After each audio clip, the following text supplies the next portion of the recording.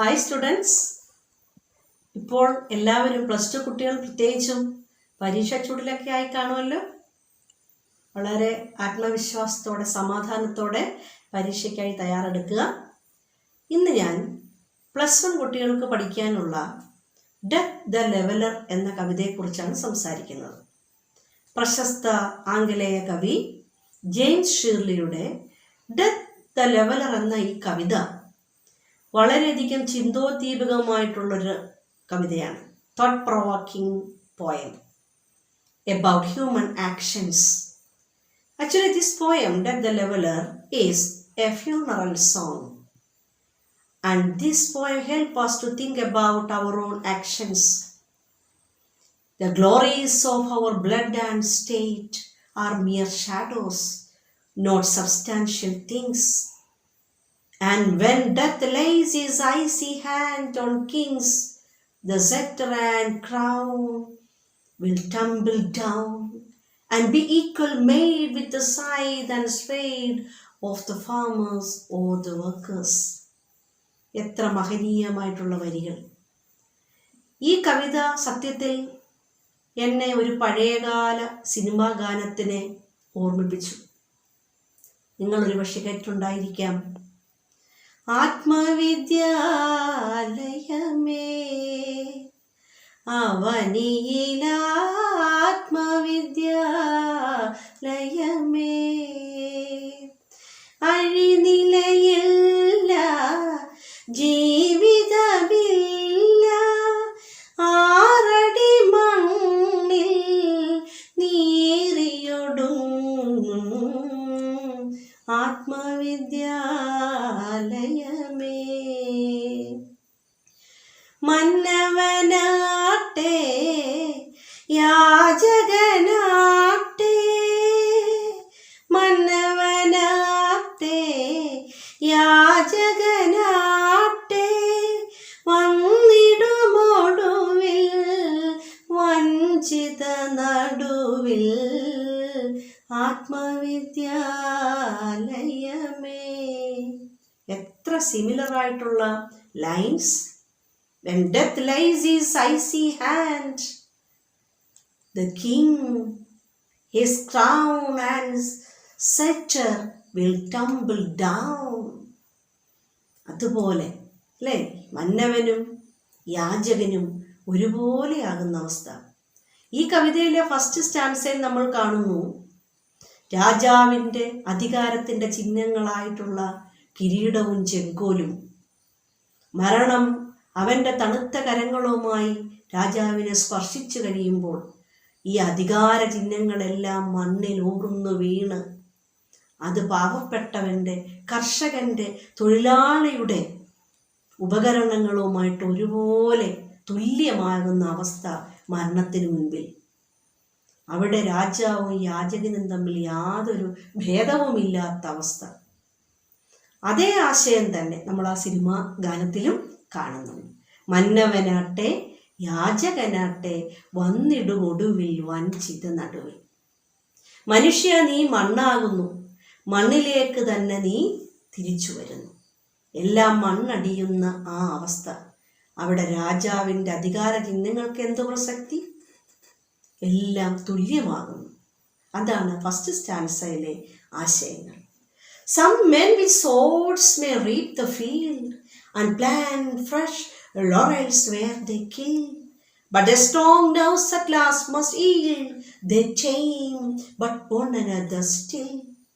Early or late they stoop to fate, must give up their murmuring breath when they pale captives creep to death.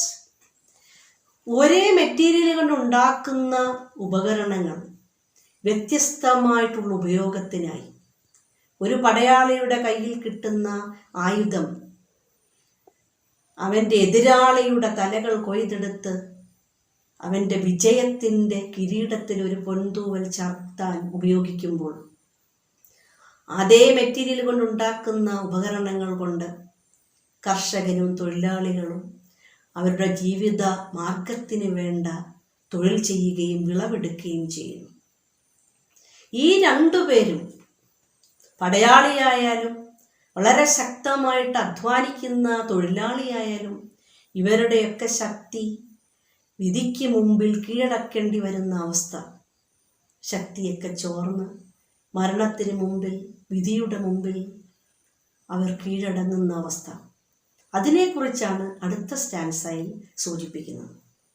ചിലർ നേരത്തെ ആ വിധിക്ക് കീഴടങ്ങുന്നു, early. ചിലർ വളരെ താമസിച്ച്. ഓരോരുത്തരും അവരുടെ സമയമെത്തുമ്പോൾ വിളറി വെളുത്ത് പെയിൽ ക്യാപ്റ്റീവ്സിനെ പോലെ ആ വിധിക്ക് കീഴടങ്ങുന്ന അവസ്ഥയെക്കുറിച്ചാണ് രണ്ടാമത്തെ സ്റ്റാൻസയിൽ പറയുന്നത്. Last stanza. The garlands wither on your brow, then boast no more your mighty deeds. Upon death's purple altar now see where the victim bleeds. Your heads must come to the cold tomb. Only the actions of the just smell sweet and blossom in their dust. അലങ്കാരത്തിൻ്റെ അടയാളങ്ങളെല്ലാം അതിൻ്റെ പ്രൗഢിയൊക്കെ ചോർന്ന് നഷ്ടപ്പെടുന്ന അവസ്ഥ. മാലയിലെ പൂക്കൾ വാടിക്കൊഴിഞ്ഞ് വിജയത്തിൻ്റെ അടയാളങ്ങളെല്ലാം മാഞ്ഞ് വിധിയുടെ മുമ്പിലേക്ക് എത്തുന്ന അവസ്ഥ. ഇവിടെ മരണത്തിൻ്റെ ആ ചുവന്ന അൾത്താരയിൽ വിജയശ്രീ ലാളിതനും പരാജിതനും ഒരുപോലെ എത്തുന്ന അവസ്ഥ. അതാണ് ലാസ്റ്റ് സ്റ്റാൻസയിലേക്ക് വരുമ്പോൾ കവി നമ്മളെ ചൂണ്ടിക്കാണിക്കുന്നത്. എന്നിരുന്നാലും എത്ര വിജയശ്രീ ലാളിതനായാലും പരാജിതനായാലും മരണത്തിൻ്റെ മുമ്പിൽ ഒരുപോലെ എത്തപ്പെടുകയും നശ്വരമായിട്ടുള്ള ആ ഒരവസ്ഥ തരണം ചെയ്യുകയും ചെയ്തിരുന്നാലും നമ്മൾ ചെയ്ത ആ ഗുഡ് ഡീഡ്സ്, നമ്മുടെ വേർച്യൂസ് നമ്മുടെ മരണത്തിന് ശേഷവും എക്കാലവും നിലനിൽക്കും. Our good deeds will be here. It will not perish after our death. It will long forever. ആ ആശയമാണ് ഈ കവിതയിലൂടെ കവി നമുക്ക് പറഞ്ഞു തരുന്നത്. ഇത് നിങ്ങൾക്ക് ഈ കവിതയിലെ ആശയം മനസ്സിലാക്കുവാൻ വേണ്ടി ഇത് വളരെ ലളിതമായി ഞാൻ വിവർത്തനം ചെയ്തിരിക്കുന്നത് കൂടി കേൾപ്പിക്കാം. ഡെത്ത് ലെവലർ എന്ന ഈ കവിതയ്ക്ക് ഞാൻ കാലധർമ്മം എന്നാണ് ഹെഡിങ് കൊടുത്തിരിക്കുന്നത്. കാലധർമ്മം. വിണ്ണിനോളമുയർന്ന് പൊന്നിൻ പ്രഭ ചിന്നി നിന്നൊര പ്രൗഢിയും ധാടിയും എന്നുമെന്നും നിഴലുകൾ മാത്രമാണങ്ങ് മാത്രയിൽ വീണു ചിതറിടും.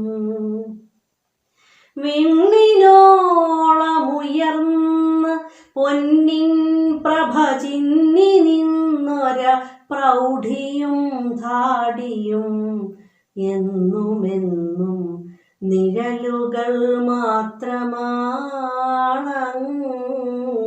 മാത്രയിൽ വീണു ചിതറിടും. പ്രൗഢിതൻ രാജചിഹ്നങ്ങളൊക്കെയും മണ്ണുപുരണ്ട പണിയായുധങ്ങളും.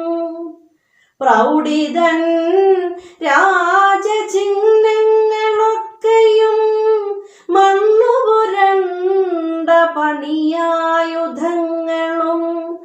ഒന്നുപോലെ ഈ മണ്ണിൽ പതിച്ചിടും.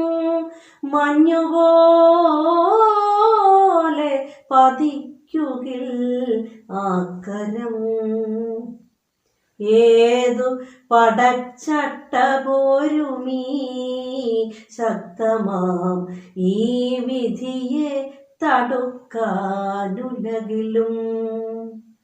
പൊൻകതിരുകൾ കൊയ്യുമ കർഷകൻ കൊന്നുവെന്നിക്കൊടികൾ ബാറിക്കുവോൻ.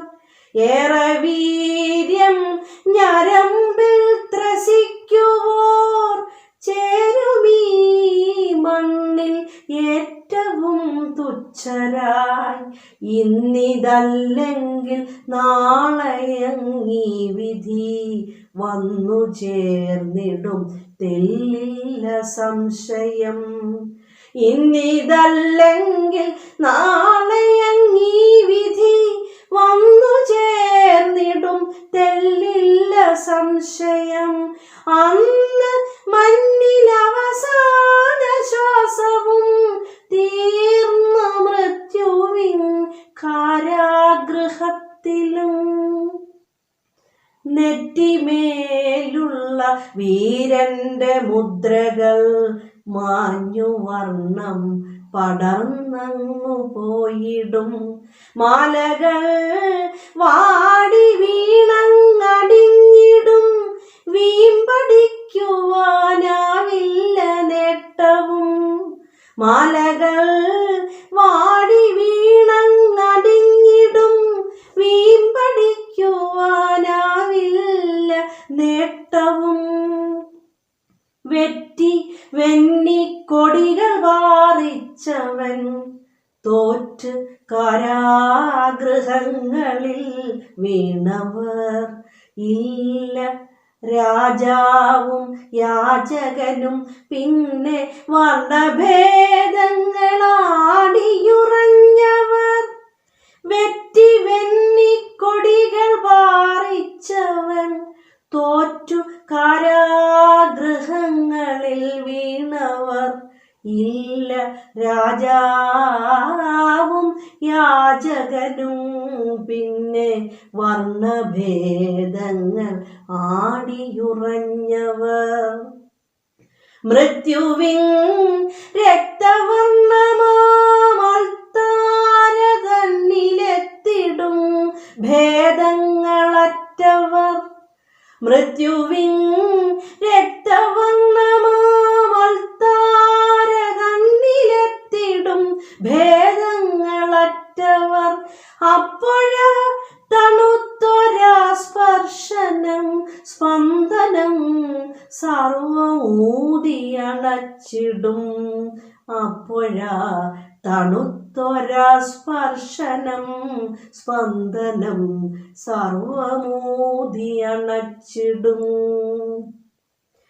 എങ്കിലും അന്ന് മണ്ണിലുയിരാർന്ന് ശാഖകൾ പടർന്നൂർജമുണർത്തിയ വർണ്ണമാകെ വിടർത്തി സുഗന്ധവും വിണ്ണിനോളമുയർത്തി പെരുമയിൽ നന്മതൻ വിത്തുപാകി കടന്നവർ എന്നുമെന്നും ജ്വലിച്ചു വിളങ്ങിടും. എങ്കിലും അന്ന് മണ്ണിലുയിരാർന്ന് ശാഖകൾ പടർന്നൂർജമുണർത്തിയ വർണ്ണമാകെ വിടർത്തി സുഗന്ധവും വിണ്ണിനോളമുയർത്തി പെരുമയിൽ നന്മതൻ വിത്തുപാകി കടന്നവർ എന്നുമെന്നും ജ്വലിച്ചു വിളങ്ങിടും. നന്മതൻ വിത്തുപാകി കടന്നവർ എന്നുമെന്നും ജ്വലിച്ചു വിളങ്ങിടും. അങ്ങനെ നിങ്ങളുടെ നന്മയാൽ നിങ്ങളുടെ മരണശേഷവും ജ്വലിച്ചു വിളങ്ങട്ടെ. Thank you.